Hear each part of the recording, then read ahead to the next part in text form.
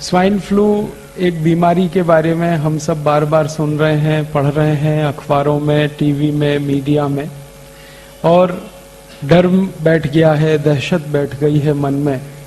पुणे में तो बहुत ज्यादा। थोड़े दिन पहले मार्च के महीने में ऐसा दिल्ली में भी हुआ था। दिल्ली में बहुत दहशत हो गई थी मार्च 2009 में। इसी तरह से थोड़े दिन पहले मद्रास में भी हुआ था। फिर थोड़े दिन पहले इसी तरह से हैदराबाद, सिकंदराबाद में हुआ था। तो भारत के जो बड़े बड़े शहर हैं, जहां पर पैसे वाले लोग रहते हैं, जहां पर परचेजिंग कैपेसिटी ज्यादा है, लोगों की क्रय शक्ति बहुत है, ऐसे स्थानों पर अक्सर ये माहिती फैलाई जाती है या फैल जाती है और लोग डर में और दहशत में आ जाते हैं। पुणे में इतना डर और दहशत हो गया है कि सरकार ने सारी शालाएं बंद कर दी हैं, हॉस्पिटल सिर्फ खुले हुए हैं, बाकी सब बंद है। मैं बार बार पुणे आता रहता हूं। मेरी जिंदगी में पुणे की सड़कों पर इतना आराम मैंने कभी नहीं देखा।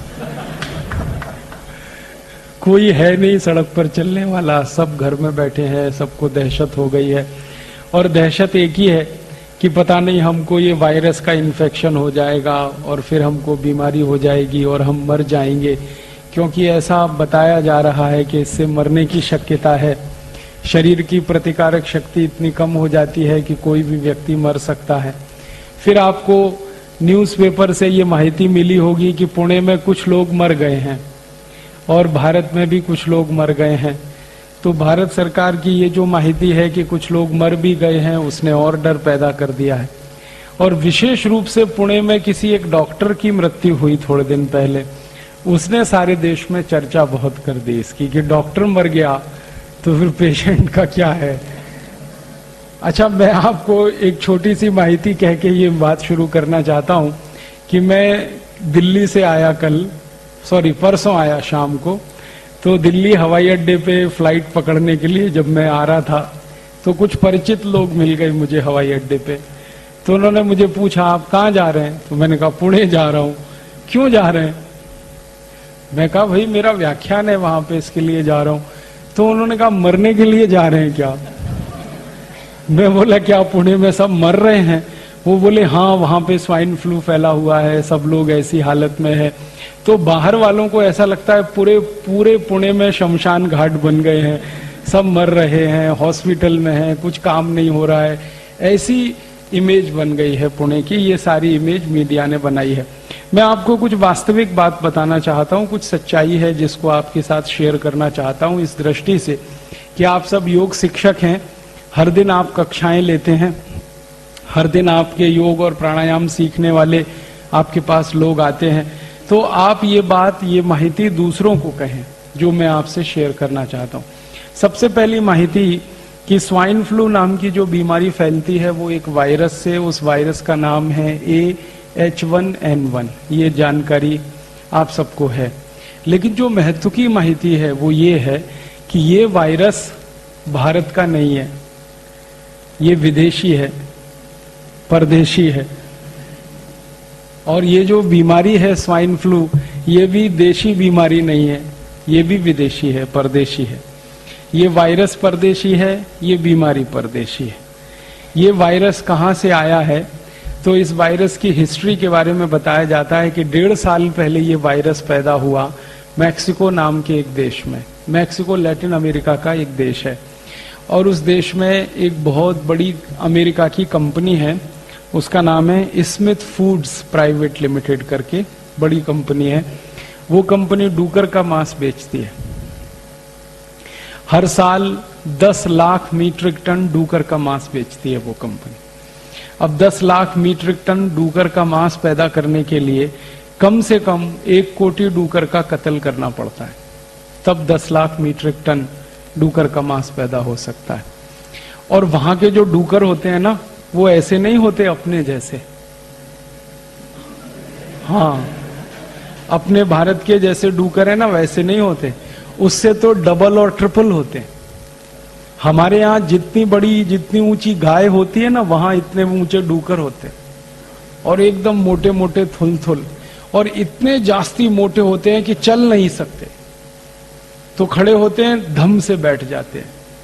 चल नहीं पाते, भाग नहीं सकते, इतना मांस उनके शरीर पर होता है और वो मांस उनको इंजेक्शन दे दे के बढ़ाया जाता है, दवाएं दे दे के बढ़ाया जाता है। इंजेक्शन देके, दवाएं देके डूकर का मांस बढ़ाते हैं और वो मांस बेचने का काम वो कंपनी करती है। तो कंपनी का 1 पॉइंट प्रोग्राम है डूकर का मांस बेचना, मुनाफा कमाना और डूकर पालना। तो उनके बड़े बड़े रेंच हैं, उसमें डूकर पालते हैं, हर साल मांस बनाते हैं, फिर उसको बेचते हैं। लेकिन कंपनी के जो मालिक हैं, जो उसके मैनेजर हैं, जो उसके बड़े अधिकारी हैं, कर्ता धर्ता हैं, वो अपने ही डूकर के मांसों को नहीं खाते, वो नहीं खाते, खुद नहीं खाते। मैंने उस कंपनी के कुछ अधिकारियों को ईमेल करके पूछा कि आप पोर्क खाते हैं? पोर्क माने डूकर का मांस। तो उन्होंने कहा नहीं खाते, वो वेजिटेरियन है, दूसरों को खिलाते हैं, खुद क्यों नहीं खाते? तो वो ही मुझे बोलते हैं कि हमको मरने का डर लगता है। कैसे मर जाएंगे? तो वो बोलते हैं ये जो डूकर का मांस है ये इन्फेक्टेड है और इसमें वायरस बहुत है और इसमें H1N1 वायरस होने की शक्यता सबसे ज्यादा है। ये जो H1N1 वायरस है ये डूकर में ही जिंदा रहता है, तो वहां के डूकर में ये वायरस जिंदा रह सकता है और 1.5 साल पहले ये वायरस वहां डिटेक्ट हुआ और जो लोगों ने डूकर के मांस खाने वाले लोग हैं उनमें से करीब 2000 लोग उससे प्रभावित हुए और 146 अभी तक मर गए 1.5 साल में। 1 साल 6 महीने में 146 लोग मरे, 2000 लोग इस बीमारी से प्रभावित हुए जिनको H1N1 वायरस ने प्रभावित किया, वो इन्फेक्टेड हुए। तो आंकड़ेवारी में देखा जाए तो ये कोई बड़ी संख्या नहीं है। 1 साल 6 महीने में 146 लोग मरे। क्यों? क्योंकि दर वर्षी हमारे देश में अगर दूसरी बीमारियों से मरने वालों की संख्या हम ढूंढेंगे तो कैंसर से इस देश में हर दिन 1500 लोग मरते हैं, हर दिन। और साल में कैंसर से इस देश में 40 से 45 लाख लोग मरते हैं। फिर हमारे देश में ट्यूबरकुलोसिस और मलेरिया से हर दिन 1200 लोग मरते हैं और साल में करीब 36 लाख के आसपास लोग मलेरिया ट्यूबरकुलोसिस से मर जाते हैं। फिर हर दिन हमारे देश में 1000 लोग डायरिया और डिसेंट्री, हैजा और कॉलेरा से मरते हैं और साल में करीब 35 लाख लोग डायरिया, डिसेंट्री, कॉलेरा से मर जाते हैं। फिर हमारे भारत में बहुत सारे बच्चे हैं लाखों की संख्या में जो हर दिन कुपोषण से मरते हैं, जिनके शरीर में शक्ति नहीं है, ताकत नहीं है और ऐसे ही भूखे मर जाते हैं। पूरा पेट भर के उनको भोजन नहीं मिलता, दूध नहीं मिलता, उसमें मर जाते हैं। तो मरने वालों की संख्या तो बहुत है, कैंसर से मरने वालों की संख्या तो बहुत है, मलेरिया से मरने वालों की संख्या तो बहुत है, ट्यूबरकुलोसिस से मरने वालों की संख्या तो बहुत है, डायरिया, डिसेंट्री से मरने वालों की संख्या तो बहुत है, अनेक अनेक दूसरी बीमारियों से। लेकिन वो बीमारियों पर हमारे देश के न्यूज़पेपर में फ्रंट पेज पे खबर नहीं आती। कैंसर से मरने वालों के बारे में कभी भी न्यूज़पेपर में और मीडिया में इतनी चर्चा नहीं होती जितनी स्वाइन फ्लू की हो रही। ट्यूबरकुलोसिस से मरने वालों की चर्चा कभी भी इतनी नहीं होती मीडिया में जितनी स्वाइन फ्लू की हो रही है। कारण जानते हैं क्या है? कैंसर की, ट्यूबरकुलोसिस की, डायरिया की, डिसेंट्री की कोई वैक्सीन नहीं बन सकती। जिन बीमारियों की वैक्सीन नहीं बनती उन बीमारियों के बारे में मीडिया में चर्चा नहीं होती, भले उसमें मरने वालों की संख्या कितनी भी जास्ती हो। लेकिन जिन बीमारियों में वैक्सीन बन सकती है और मरने वालों की संख्या बहुत थोड़ी होती है, उसकी चर्चा बहुत होती है। कारण क्या है? जब बीमारी की चर्चा होगी तो लोगों में डर पैदा होगा, दहशत पैदा होगी। जब डर और दहशत बहुत जास्ती हो जाएगी, जैसा अभी बताया कि एक पत्नी का पति मर गया और उसके मन में इतनी दहशत और इतना डर कि उसने अपने पति के अंतिम शरीर को, माने आखिरी यात्रा को 5 फीट दूर से प्रणाम किया। माने दहशत इतनी जास्ती है कि जो धर्म पत्नी अपने पति के साथ सालों साल रही एक ही कमरे में, एक ही बिस्तर पर, जब उसको ये डर लग गया कि इसको स्वाइन फ्लू हुआ और उससे ये मर गया, तो दूर से ही उसने प्रणाम कर लिया। ये हद है, ये लिमिट क्रॉस हुई है डर की, दहशत की। और ये लिमिट क्रॉस कराने में मीडिया ने बड़ी ताकत लगाई है। मैं जो आपसे कहना चाहता हूं वो ये कि स्वाइन फ्लू का जो वायरस है वो आपको कभी भी प्रभावित नहीं कर सकता। आप पूछेंगे क्यों नहीं कर सकता? हमारे में कोई सुरखाव के पर हैं, या हम भगवान के दूत हैं, या हम ज्यादा योग और प्राणायाम करते हैं, ये कारण है? कारण क्या है? कारण उसमें से दूसरे हैं जो जानने की जरूरत है। सबसे बड़ा कारण ये है कि स्वाइन फ्लू विदेशी वायरस है, विदेशी बीमारी है, और H1N1 वायरस विदेशी है। माने ये वायरस दुनिया के उन्हीं देशों में पैदा होके प्रभावित करता है लोगों को जहां ठंडी बहुत पड़ती है, तापमान बहुत कम होता है। अमेरिका में ठंडी बहुत होती है, कनाडा में ठंडी बहुत होती है, मैक्सिको में ठंडी बहुत होती है, ब्राजील में ठंडी बहुत होती है, फ्रांस में, जर्मनी में, ब्रिटेन में ठंडी बहुत होती है। और आप जानते हैं साल में 6 महीने ठंडी पड़ती है, और साल में 6 महीने तापमान उनके यहाँ 0 के नीचे होता है। -5 डिग्री, -10 डिग्री, -15 डिग्री, -20 डिग्री, कभी कभी तापमान -30, -35, -40 तक चला जाता है। 6 महीने बर्फ ही बर्फ रहती है। सड़क पे बर्फ होती है, मैदान में बर्फ होती है, शेत में बर्फ होती है, छत पर बर्फ होती है। बर्फ 10-10 फीट ऊंची होती है। और यूरोप और अमेरिका में 6 महीने सरकार के सभी विभाग की ताकत इसी बात में खर्च होती है कि सड़क से बर्फ हटाना, शेत में से बर्फ हटाना, चलने लायक सड़क को बनाना, शेत को खेती लायक बनाना। तो जिन देशों में बर्फ पड़ती है, ठंडी बहुत होती है, तापमान 0 के नीचे चला जाता है, ऐसे देशों में तरह तरह के वायरस पैदा होते हैं। और जितनी ज्यादा ठंडी होती है उतने ज्यादा वायरस होते हैं। सामान्य रूप से दुनिया के जितने भी वायरस हैं उनको पैदा होकर जिंदा रहने के लिए कम से कम 27 डिग्री सेंटीग्रेड से नीचे का तापमान लगता है। और 27 डिग्री सेंटीग्रेड से नीचे का तापमान जो जो देशों में हो सकता है, उन्हीं देशों में सबसे ज्यादा वायरल और बैक्टीरियल इन्फेक्शन हुआ करते हैं। अब भारत के बारे में बात करें और पूना के बारे में बात करें। भारत में इस समय महीना चल रहा है सितंबर, माफ करिएगा अगस्त का महीना चल रहा है।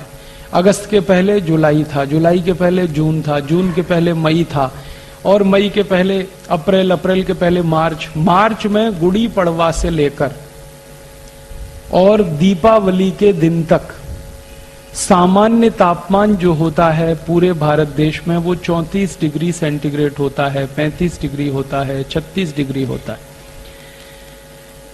पुणे का आज का तापमान 33 डिग्री है, और अभी थोड़ी धूप ज्यादा हो जाए ना तो कल ये 35-36 डिग्री हो जाएगा। तो पुणे का न्यूनतम तापमान इस समय 34-35 डिग्री है। सारे देश का न्यूनतम तापमान इस समय 34-35 डिग्री है। 2 राज्यों को छोड़कर, हिमाचल प्रदेश, जम्मू कश्मीर और उत्तराखंड को छोड़कर पूरे देश के 28 राज्यों का सामान्य तापमान 34-35 डिग्री है।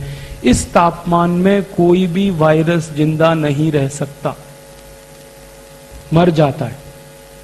वायरस अगर पैदा भी हुआ तो ज्यादा से ज्यादा 45 मिनट जिंदा रह सकता है, उसके बाद उसको मरना ही है, क्योंकि सूर्य के प्रकाश में, सूर्य के ताप में, सूर्य की गर्मी में कोई वायरस जिंदा नहीं रहता।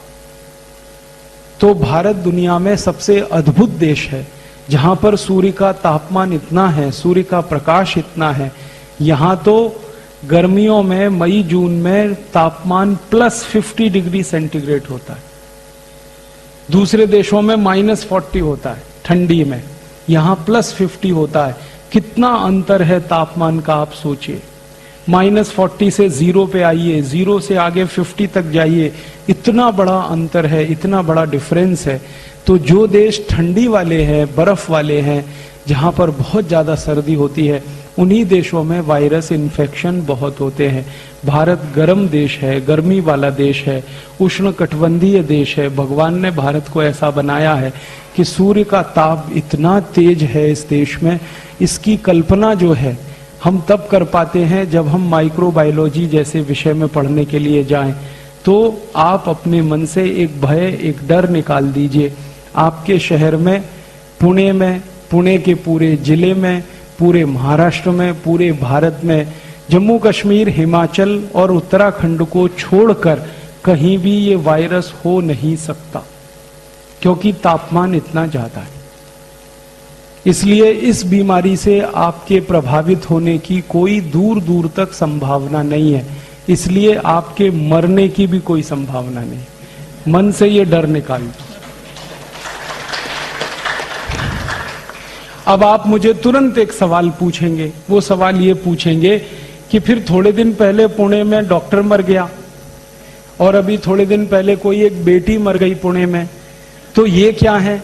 इनमें से किसी भी डेथ में स्वाइन फ्लू कंफर्म नहीं हुआ, किसी भी डेथ में। क्योंकि ये जो डॉक्टर मरा ना, तो होना तो ये चाहिए था कि अगर डॉक्टर स्वाइन फ्लू से मरा तो मरने के पहले डॉक्टर के सारे चेकअप होने चाहिए, या मर गया मरने के बाद सारे चेकअप होने चाहिए। और वो जो चेकअप की रिपोर्ट्स हैं डॉक्टर की, ब्लड की रिपोर्ट उसकी, यूरिन की रिपोर्ट उसके, स्टूल की रिपोर्ट उसके, सब तरह के रिपोर्ट्स, उसका थूक है जो लार है उसकी टेस्टिंग की रिपोर्ट जाहिर होनी चाहिए। आपने पढ़ी है? क्योंकि जाहिर ही नहीं हुई है। क्यों नहीं हुई है?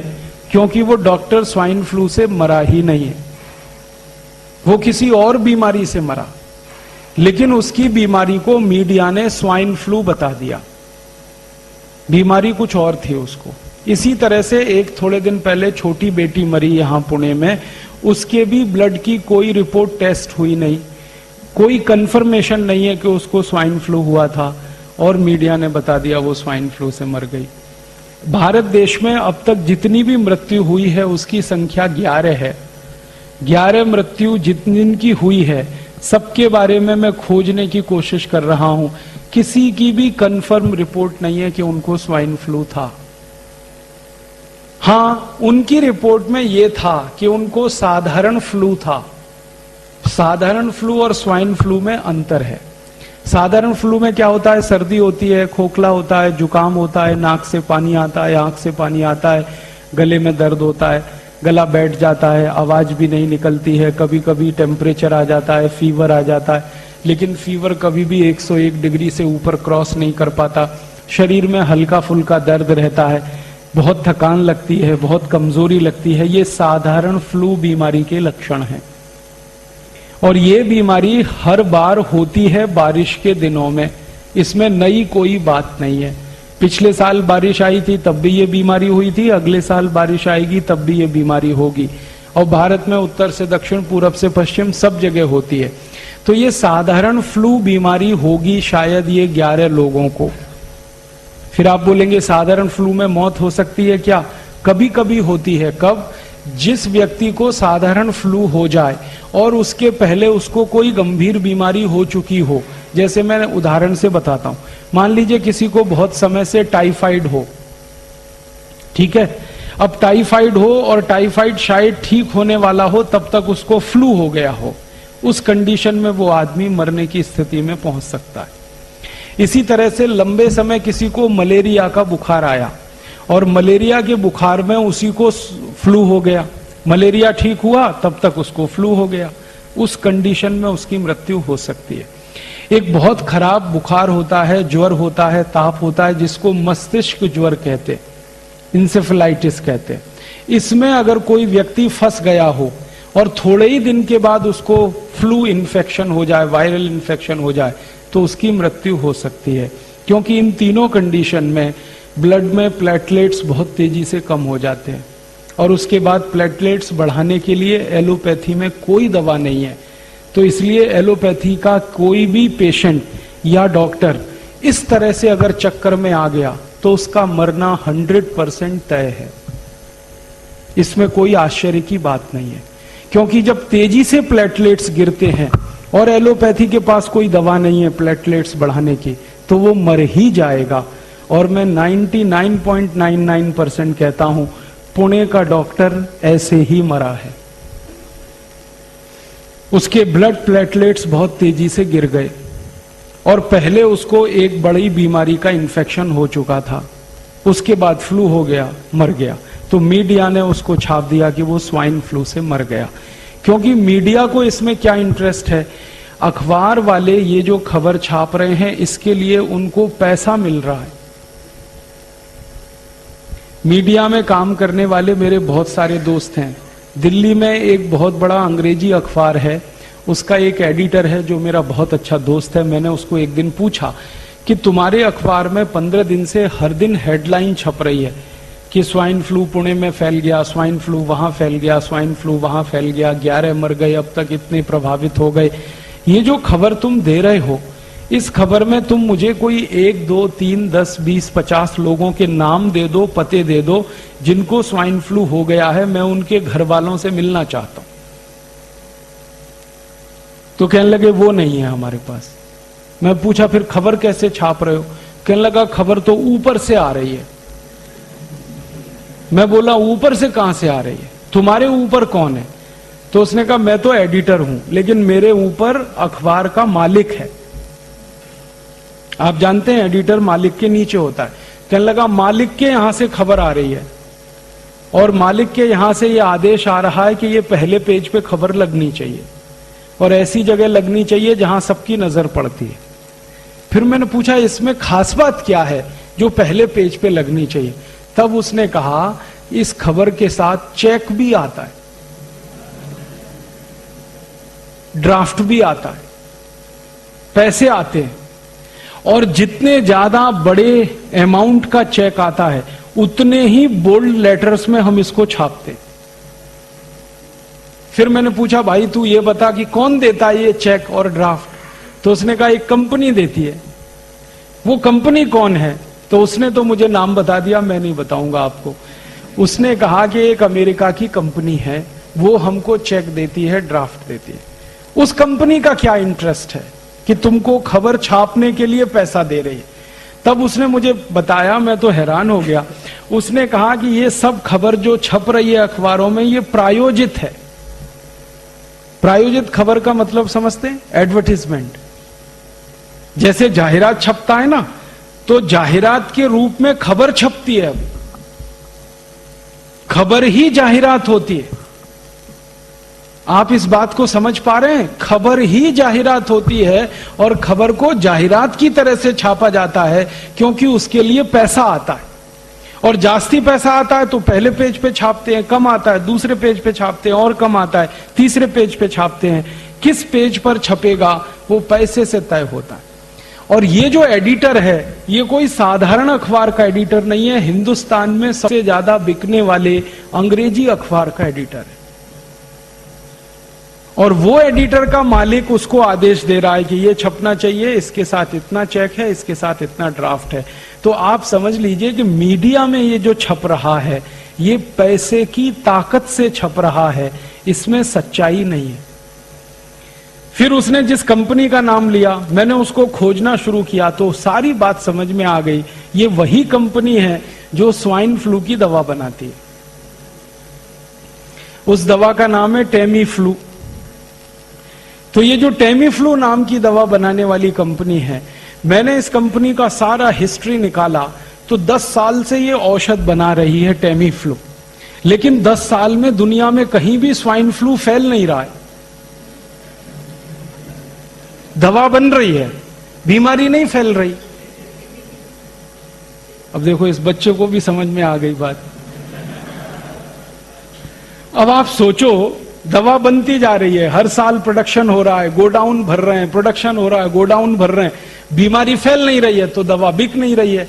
और उस कंपनी के कुछ लोगों ने मुझे बताया कि हमारे पास लाखों लाखों नहीं 10-10, 20-20 लाख टैबलेट्स एक एक देश के गोडाउन में डंप पड़ी है। 30 देशों में उस कंपनी का बिजनेस है।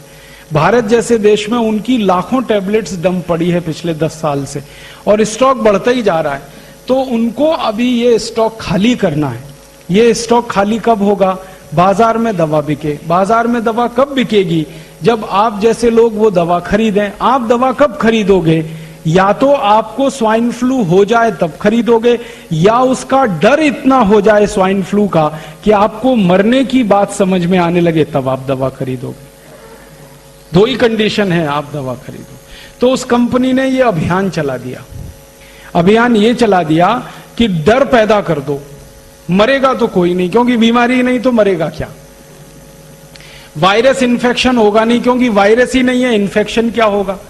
तो कंपनी को एक बात तो पक्की मालूम है कि ज्यादा लोग इस बीमारी में फंस नहीं सकते और ज्यादा लोग मर भी नहीं सकते। हां, ये जरूर है कि करोड़ों लोगों के मन में डर आ जाए, दहशत आ जाए, आतंक पैदा हो जाए, तो वो डर के मारे टेमीफ्लू खरीद खरीद के अपने घर में भर के रखें। बाद में बीमारी हो या ना हो लेकिन खरीद लें, आप बाजार से दवा उनकी बिक जाए, यही उनका उद्देश्य है। और उस उद्देश्य की पूर्ति के लिए वो कंपनी अखबारों में पैसे खर्च कर रही है। अब अखबारों में 10-20 करोड़ रुपए उन्होंने खर्च कर दिए खबर छपवाने के लिए, और दवा उनकी 3000 कोटि की बिक गई, तो धंधा कितना अच्छा है। 10 कोटि खर्च किए, 3000 कोटि का माल बिक गया।